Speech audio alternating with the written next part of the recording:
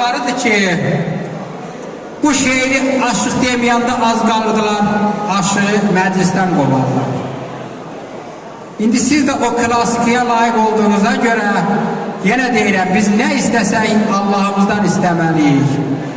Allah'ımızdan dilemeliyiz. Ona göre de həmişə şeiriyyət də deyəndə haqqa sökənmeliyiz.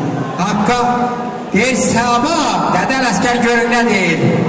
Səbat dost sülfünə şana çəkəndə, yaylar gərdəndə ha bular.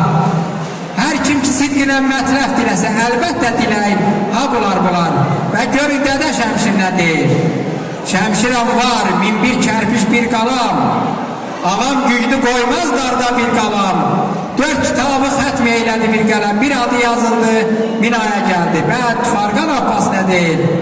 Ay ağalar, gəlin tərif eyləyim, var olsun obası eli bu bəyin, cənnət əlada bağ becdə, xoş işin döşənsin yolu bu bəyin.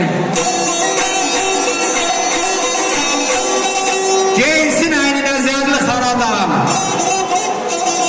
Xudam talib etsin devlətdən, vardan, sözü ötkün olsun o zülfüqardan, kəmərini qurşasın əli bu bəyin, amin.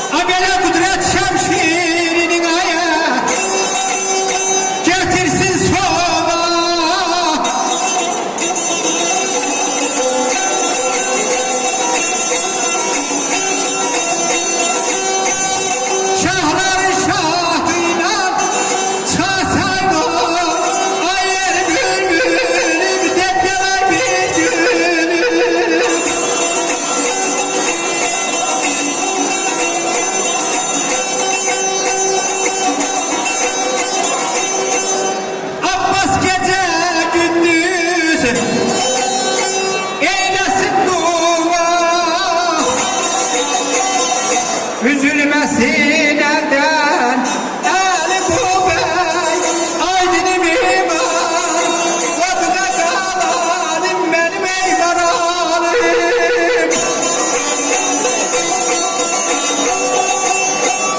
Kudret şemşirini getirsin soba, şahların şahıyla çıkasam oba. Abbas gece gündüz eylesin dua, üzülməsin əldən əli bu bəyin, var olsun obası eli bu bəyin. Niyaməddin bəy, sizə uzun ömür, can sağlık, xoş